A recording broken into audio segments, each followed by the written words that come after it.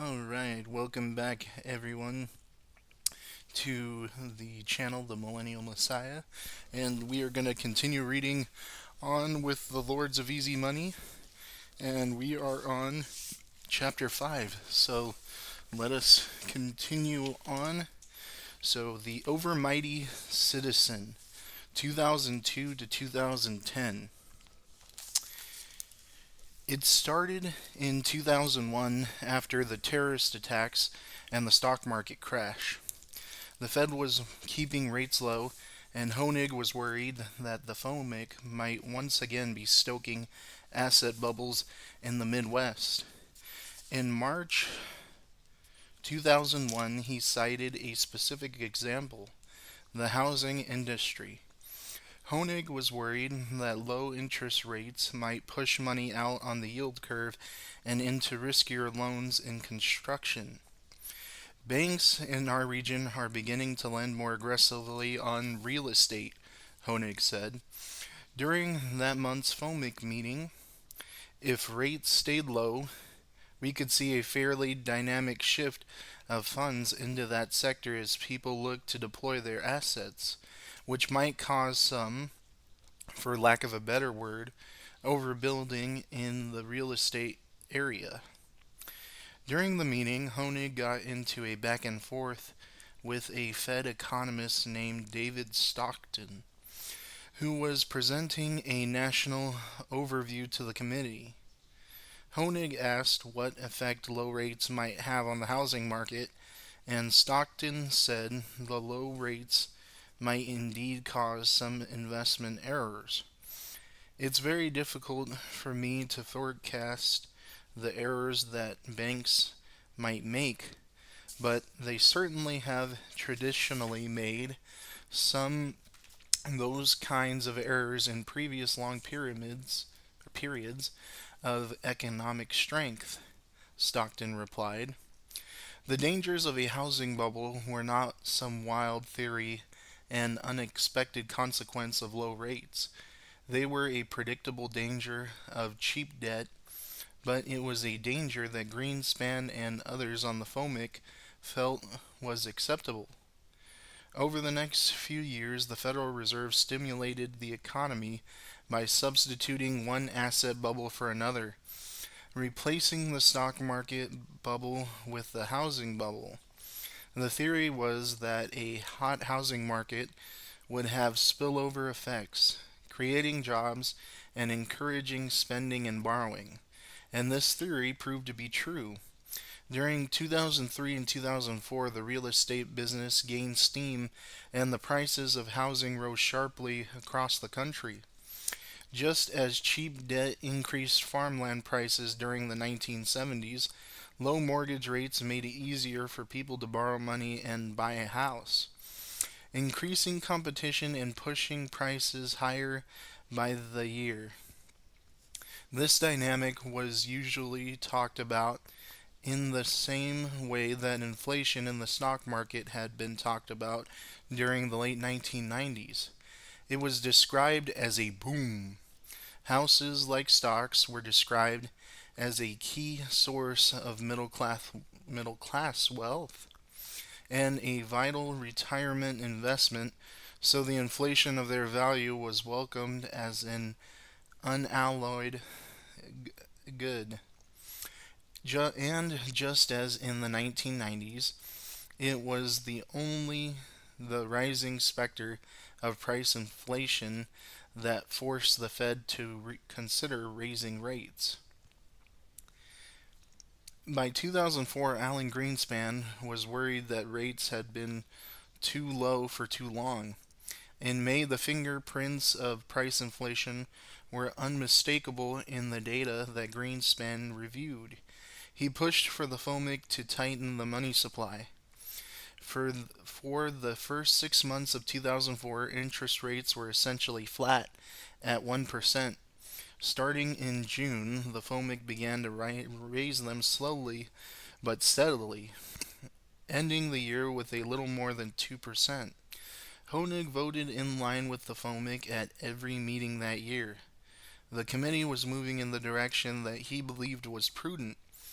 It was only later, looking back, that Honig realized that the damage was done. The Fed had kept rates at 1% for too long, and when it started raising interest rates, it raised them so slowly that they were still accommodative and still incentivizing speculation and easy lending. That left an impression on me, Honig recalled. When you keep rates very low, even if you're raising them, but you keep them very low, you are inviting bubbles. Between 2003 and 2007, the average home price in the United States rose by 38% to the highest level ever. Well, it's even higher than that now. In 2006, Alan Greenspan retired as chairman of the Federal Reserve. He left with a virtually unblemished reputation. Was seen as the engineer of 15 years of nearly unbroken American prosperity. This was the shadow that loomed over his successor, Ben Bernanke. Americans didn't have a strong impression of Bernanke when he took the job. He was soft spoken, even shy, and didn't generate strong reactions. This was true even among his fellow members on the FOMIC, where Bernanke had served since he became a Fed governor in 2002. His tenure at the Fed was interrupted by a brief intermission starting in 2005 when Bernanke was the president of the White House's Council of Economic Advisers under George W. Bush. Honig, for one, didn't have much of a sense as to how Bernanke might lead the institution. He didn't know much about the former professor except that Bernanke was an inflation targeter, meaning that he, like Greenspan, would most likely focus on price inflation rather than asset bubbles. It was, in fact, the fear of price inflation that compelled Bernanke and the FOMIC to raise interest rates sharply in the spring of 2006, pushing the short term rate to roughly 5%, the highest it had been in years. Honig wasn't a voting member of the committee that year, but he supported what Bernanke was doing. In June, Bernanke proposed pushing rates even higher, raising them above 5%. This marks the first time that Honig expressed a serious disagreement with what Bernanke was doing, and the disagreement didn't make much sense to people who thought that Honig was a hard money inflation hawk. Honig believed that the Fed should stop raising rates during the June meeting. He felt the need to voice his concerns, even if he wasn't a voting member. At the meeting, Bernanke went around the big table to hear from every regional bank president and gave the floor to Honig. Thank you, Mr. Chairman. I'm glad that everyone agrees that the strength of a good committee is for someone to disagree. Because my preference, based on the assessment of the outlook, is to maintain the funds rate at 5%, and I would vote accordingly if I were a voting member, Honig said. He pointed out that the Fed might be overshooting its target, raising rates so high that they might have more of a disruptive effect on the economy than the Fed intended. So I would hold off.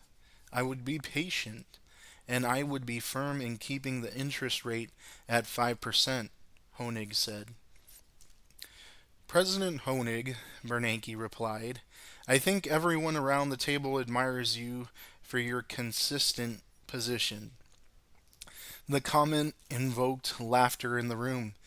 It wasn't entirely what Bernanke meant by consistent, but Honig took it as a reference to his reputation as a Fed hawk, Honig replied.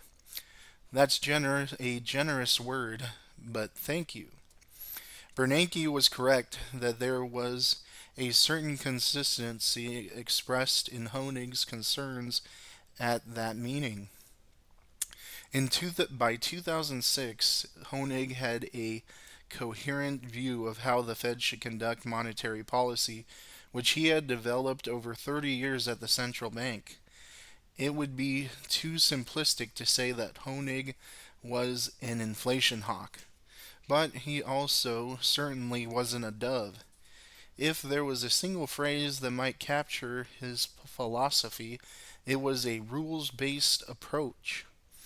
This was one that emphasized restraint, incrementalism, and limits on how far the Fed should push its powers. The first pillar of the approach was the law of long and variable lags. If there was one thing Honig had learned, it was that the Fed's leaders, who were only human, intended to focus on short-term events and the headlines that surrounded them. But the Fed's actions were expressed in the real world over the long term. After they had time to work their way through the financial system, when there was turmoil in the markets, the Fed leaders wanted to take immediate action to do something. But their actions always played out over months or years and tended to affect the economy in unexpected ways. The second pillar of Honig's views was that the Fed should focus on both of the inflation cousins, asset inflation and price inflation. It was true that detecting out of control asset inflation was more difficult than detecting price inflation, and asset inflation was harder to stop without disrupting markets and making market prices fall. But the results of asset inflation were devastating.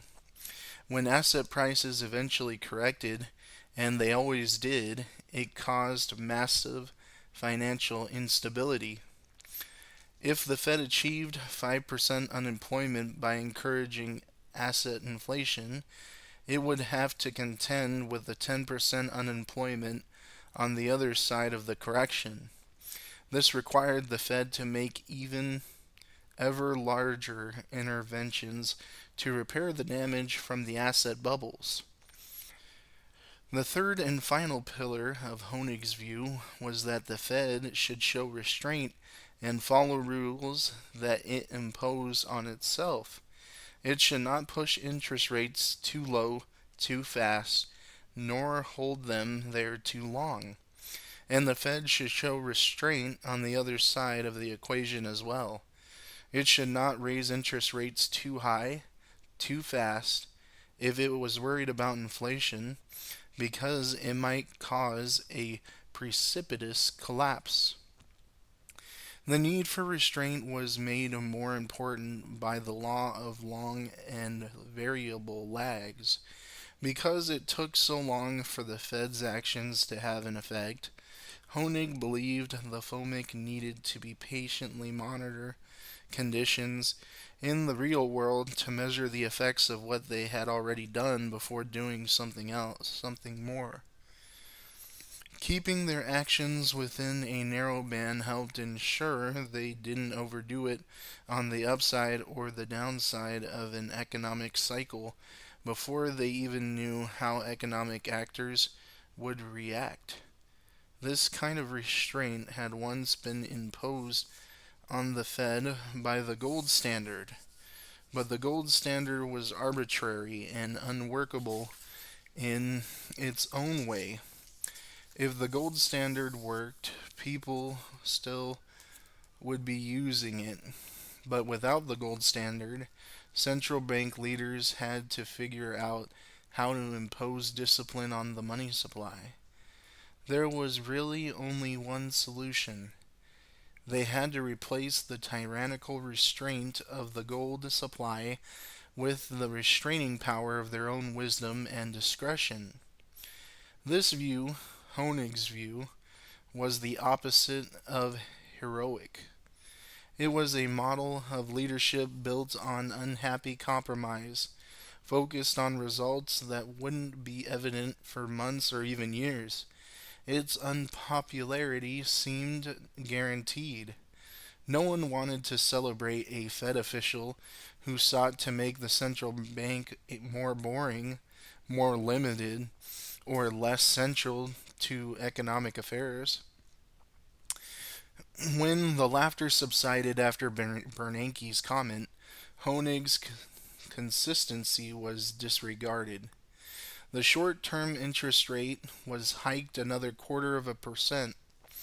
The short term interest rate was hiked another quarter of a percent to 5.25%, where it would remain through the year. At this time, some parts of the housing market were beginning to display signs of weakness, particularly in the category of riskier subprime home loans.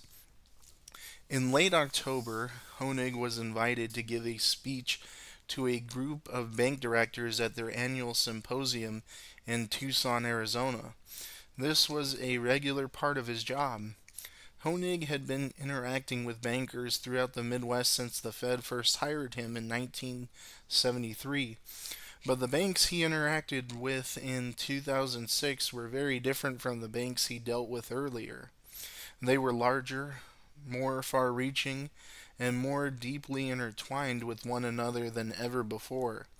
After the banking crisis of the 1980s, Congress relaxed the laws that prohibited banks from doing business in multiple states, hoping to make it easier for the survivors to stay in business. The gold supply was influenced by geological factors that had nothing to do with monetary policy. For instance, the discovery of a big new gold mine in Alaska could randomly increase the money supply. This helps explain why the gold standard era was characterized by bank panics, long bouts of deflation, and periodic depressions. Also, for the gold standard to work, nations need to accept punishing bouts of deflation at times, which very few are willing to do. Loosening the interstate banking laws allowed stronger banks to buy up weaker competitors, paving the way for a new breed of giants. Continental Illinois had been deemed too big to fail in the 1980s, but it was a small bank compared to some of those the Federal Reserve was now charged with regulating. What worried Honig as he traveled to Arizona wasn't just the size and the scale of the new banking corporations, it was what they were doing. These bigger banks were making the same kind of loans that marked the doom years of the late 1970s. Back then, Penn Square made risky oil loans and sold them off as participations. In the mid 2000s, mortgage lenders extended risky home loans and sold them off as mortgage backed securities. The atmosphere at banking conventions tended to be chummy and exclusive. The symposium in October was held at the W.J. Marriott Star Pass Resort on the edge of Tucson, and the resort felt like an island. It contained a golf course and a pool near an outdoor dining area with couches and small adobe fire pits. The rooms had balconies from which guests could overlook the rolling mountain range to the west. This was the kind of place that bankers congregate to talk shop and make connections. Honig moved easily through such places and was treated like visiting royalty. His presence at such an event brought prestige and made attendees feel like they had inside access to power. The symposium agenda said that Honig would deliver a speech entitled This time is different. This was catnip for a banker. It fed the general sense in 2006 that banking and finance were driven by new and sophisticated insights. This was the age of the quants, meaning analysts who bought and sold stock using software algorithms, and the private equity kings who earned billions through buyout and corporate turnarounds. When the time for Honig's speech approached, the bankers filed into the conference room and took their seats, ready to hear how this time was different. Honig walked to the podium, looked out over the crowd, and began to speak. What followed was the equivalent of a close relative showing up at Thanksgiving dinner, standing up to offer a toast, and then proceeding to give a lengthy speech about grandma's debilitating alcoholism and the emotional damage that it had inflicted on everyone at the table. The speech was not designed to comfort. Asset values are appreciating. Farmland values are strong, and we are all well aware of what has occurred this year with the energy markets. In short, for many in this area of the country, times are good, he began.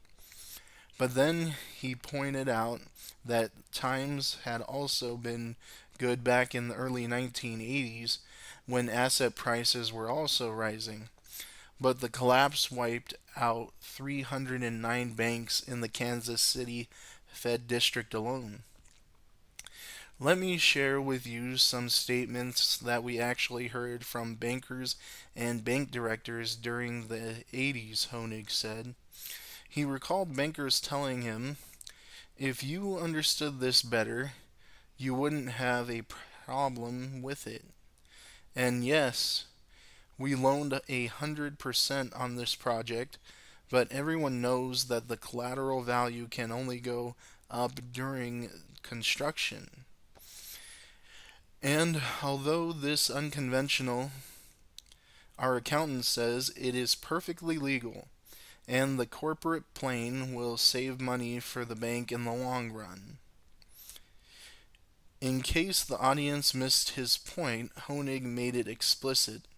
Old age behaviors such as greed, short-sightedness, and arrogance are at the center of these problems, and, I would caution, they are with us today just as they were in the 1980s. Banks might be larger and the financial instruments at their disposal more complex, but at root things were not in fact different in 2006 than they had been before. When asset prices were rising and debt was cheap, it induced reckless behavior. Honig told the story of Penn Square and Continental Illinois and how the reckless behavior of one bank fed into the others. The simple fact is, there are times when it is not wise to jump on the bandwagon. In some instances, it is better to let the parade pass you by, Honig said. As directors, you should be extremely cautious if your management can't fully and clearly explain the business lines they are about to enter, or if there is too much of a rush to jump in. Honig ended his speech by saying that if things were to end up differently in 2006, it would only be because bank directors, the very people in the audience that night, chose to be more skeptical, more restrained, and more focused on oversight. When I finished, Honig recalled, I got stone silence. A few months later, in March 2007, Bernanke was invited to testify before the Congressional Joint Economic Committee. Bernanke did not have Greenspan's celebrity status, but he was still a trusted voice on Capitol Hill. He seemed to speak in actual English, even when delivering bad news, and the news wasn't good in 2007. Economic growth in the United States had slowed in recent quarters, he said. The principal source of the slowdown in economic growth that began last spring has been the substantial correction in the housing market. Still, Bernanke assured lawmakers that they didn't need to be overly worried. The slowdown just meant that the economy was transitioning to a more sustainable pace of growth. The Fed wanted to slow the economy, and it was doing its job well, he suggested. Bernanke acknowledged that higher interest rates would probably cut demand for houses. Home foreclosures would probably increase, and there would be some damage. At this juncture, however, the impact on the broader economy and financial markets of the problems in the subprime markets seem likely to be contained, he said. The problems were not contained. For roughly 6 years, the American financial system had arranged itself around the central, nourishing flow of cheap money. When the Fed raised interest rates throughout 2006 and 2007, the effects rippled outward through the economic system and shook it apart.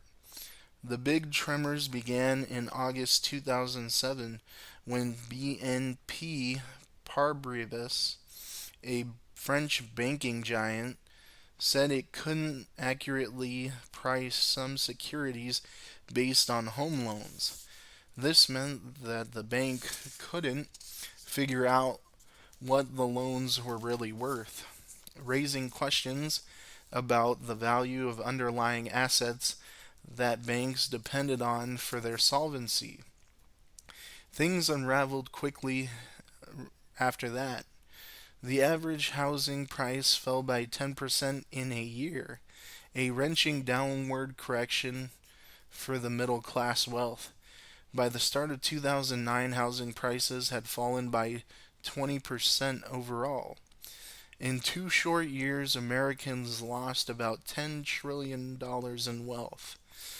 The losses were felt at big banks and investment funds, which had been counting mortgage loans as valuable assets on their books. Many faced imminent collapse, just like continental Illinois when the value of risky energy loans corrected. The stock market crashed in late 2008 when the banking wreckage became obvious, wiping out about $8 trillion in wealth in over 2 years. It was the worst economic downturn since the Great Depression. The crash of 2008 illuminated the deep disparity that had developed between the power of the Federal Reserve and the power of fiscal authorities like Congress and the White House.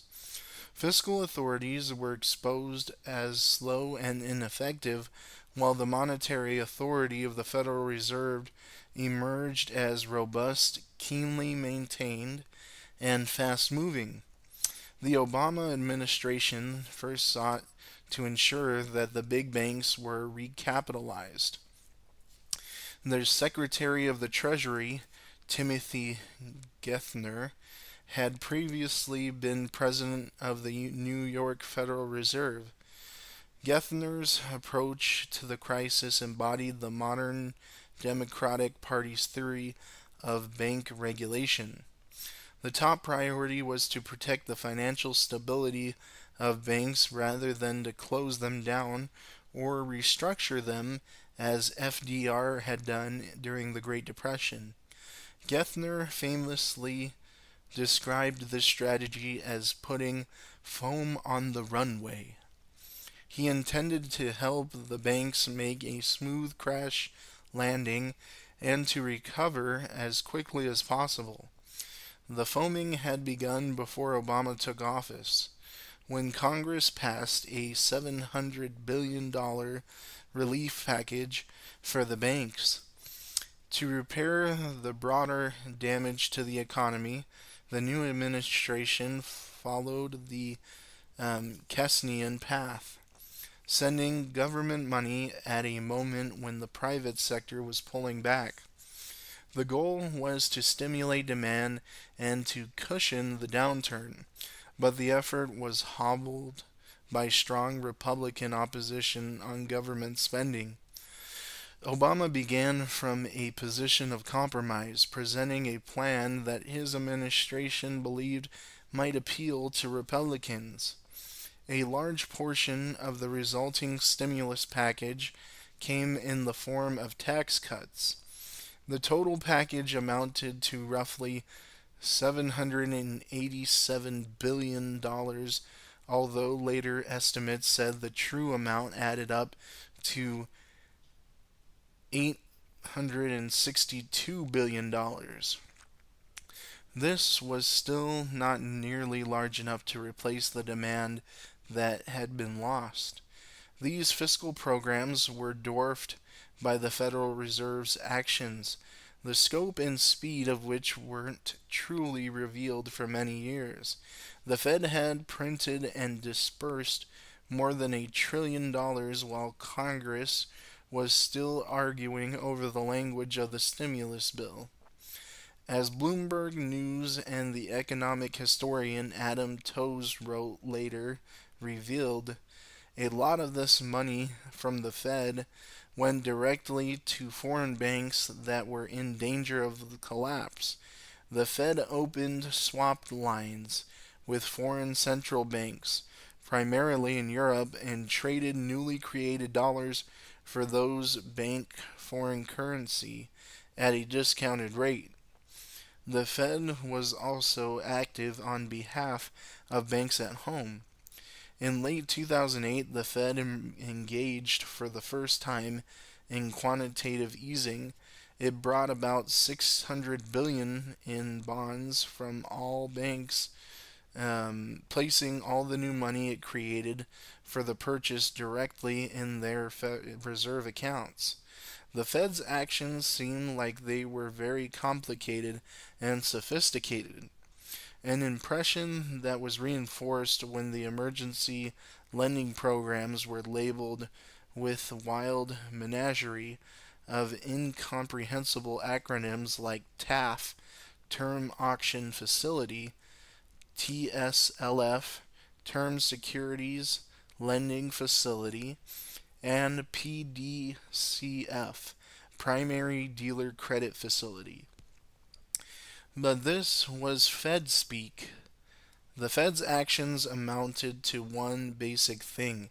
It created new dollars on Wall Street through the accounts of a small club of primary dealers, and it did so at a scale that was unprecedented. It is easiest to grasp the scale of the Fed's actions by comparing them with what the central bank had done over the previous century. Between 1913 and 2008, the Federal Reserve printed more dollars every year at a steady, gradual pace, increasing the supply of new money called monetary base. Between 1960 and 2007, the Fed increased the monetary base by $788 billion. During the bailouts of 2008, the Fed printed nearly $875 billion. It more than doubled the monetary base in a matter of months. Another way to measure the size of the Fed's interventions is to look at its balance sheets. When the Fed buys something, it takes it onto its balance sheets, which reflects how many dollars the Fed has injected into the banking system. In just a few months after the stock market crash of September, the Fed's balance sheets grew by 1.35 trillion, more than doubling the assets it already had on its books. All of this was done with the understanding that these were emergency actions, an extraordinary attempt to confront an extraordinary danger. The financial panic of 2008 threatened to plunge the global economy into a deep depression. The financial system had seized up, and banks had ceased doing business with one another because nobody knew who was broke and who wasn't. The Fed stepped in, and as it had been designed to do so, and short circuited the pain and the panic.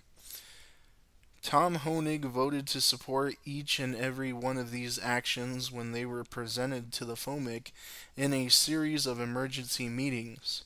He believed that this was the Fed's job, but the question for him was what would happen afterward, when the emergency passed. This was where the hard decisions would have to be made. When the crash of 2008 ended, it was immediately obvious that the damage would be long lasting. Ben Bernanke himself had written the paper explaining how the downturn of 1991 led to a jobless recovery in part because of an overhang of bad debt. The overhang in 2009 was almost unimaginably larger. This wasn't just a matter of paying off old credit card bills or car loans. Millions of families were evicted, a wrenching process that played out over a decade with 8 million mortgage foreclosures between 2007 and 2016. The long-term damage was foreseen at the time. Economists at the University of California, Los Angeles estimated that in early 2009 that the unemployment rate would still be above 9% by the end of 2011, when the country would still have about 4 million fewer jobs than it did in 2007. This was echoed by others like the economist Mark Zandi, who estimated that the unemployment rate wouldn't fall back to 4% until 2014 unless Congress passed a major stimulus bill. Barack Obama did sign the stimulus bill a month later, but it was the last major fiscal action in response to the crash. Congress turned its energies after that to the passage of the Affordable Care Act and a financial reform bill called the Dodd-Frank Act. The conservative Tea Party movement gathered strength as these measures were debated and helped Republicans take control of the House during the midterm elections of 2010. All of this put even more pressure on central banks to act. Paul Tucker, a senior official at the Bank of England, experienced the pressure firsthand. After Tucker left the central bank in 2013, he wrote the Fed speak equivalent of a whistleblower's inside account of modern central banking. His book was called Unelected Power and discussed the ways in which the democratic institutions were increasingly shifting power to non-democratic institutions, like the military, the courts, and central banks. The banks were among the last institutions that could act quickly and decisively. This was by design, but the banks were also designed to operate with a narrow focus. But most important constraint is that elected politicians should not be able, in effect, to delegate fiscal policy to the central banks simply because they cannot agree or act themselves, Tucker wrote. He pointed out that doing so creates a self-fulfilling prophecy. The more central banks can do, the less the elected fiscal authority will be incentivized to do, creating a tension with our deepest political values. When this happened, central banks became overmighty citizens, Tucker wrote, capable of imposing sweeping changes on national life without the democratic accountability of democratic institutions. In 2010, as Congress effectively ceased to operate, the Federal Reserve took upon itself the job of stoking economic growth, a task that had once been the responsibility of fiscal authorities. If the Fed was an overmighty citizen, then its committees of 12 act people on the FOMIC faced more pressure with each vote that they casted. In nearly 20 years as a FOMIC member, Honig had cast 48 votes. He dissented 4 times in that period, or about 8% of the time. That might sound like a lot of dissent by the standards of a consensus driven committee, but it meant he still voted with the majority more than 90% of the time. In 2010, it was Honig's turn to rotate back as a voting member. Honig could sense the uneasiness in the room when he voted against Chairman Bernanke. In 2010, when he voted against the chairman at every single meeting, the uneasiness spilled into almost every corner of his professional life. Each of his no votes telegraphed to the outside world that there was at least some level of dissension within the Fed, perhaps undermining faith in its actions. It also telegraphed that the Fed was making policy decisions subject to debate. A professional conference and meetings, Honig's peers expressed their uneasiness in the form of questions they asked him. Are you sure you're doing the right thing? Do you really think you should do this? It's not that you're being lobbied during the FOMIC meeting at all. It's just that as you vote no consistently, people kind of look at you as this is very unusual. Even the media is saying it's very unusual. So it's not hard to pick up the tone. It's a very serious matter, Honig recalled. You really are affecting the economy and therefore the lives of many people, and to be an outlier is not the safest place to be. Honig was painted at the memory of keeping interest rates too low during 2004, feeding the housing bubble. In 2010, the Fed kept rates at zero and gave forward guidance that reassured bankers the rates would stay at zero for a long time, giving them more certainty to make speculative bets. The zero rate incentivized bankers to reach for yield and make risky loans. Once again, the Fed would try to stoke economic growth by stoking asset bubbles and betting that it could clean up the mess if those bubbles collapsed. In August, Ben Bernanke announced the plan to push the Fed's efforts even further by pumping $600 billion into the banking system through quantitative easing, even though the economy was starting to grow again. It was true that unemployment was still high, but the economists knew that it would remain high by the end of 2010. The Fed's leadership felt the need to do something about it, to ease conditions as the economy recovered, in the hopes that it might speed up the process. It was presented as an insurance policy that could be reversed if needed. On November 3rd, this proposition was put before the FOMIC. Ben Bernanke called the roll, and it was Tom Honig's time to vote. Alright, so we will leave off there. and we will pick up in the next video on chapter 6, which is called The Money Bomb.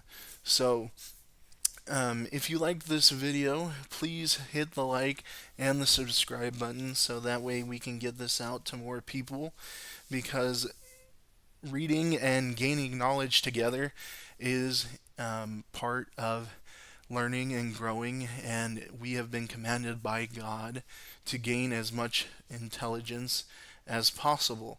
And we are doing that by reading this book and learning and growing together about just how messed up our government has become, especially by the fact that an unelected agency, which that's what I'm referring to, the Fed in this case, is unelected, but yet they control our money and manipulate our markets and do all that stuff. So it's good to learn about it together and see how we can best grow and find ways to become financially savvier together. Anyways, I hope you all liked this, and I'll talk to you in the next chapter tomorrow. Have a good night. Bye.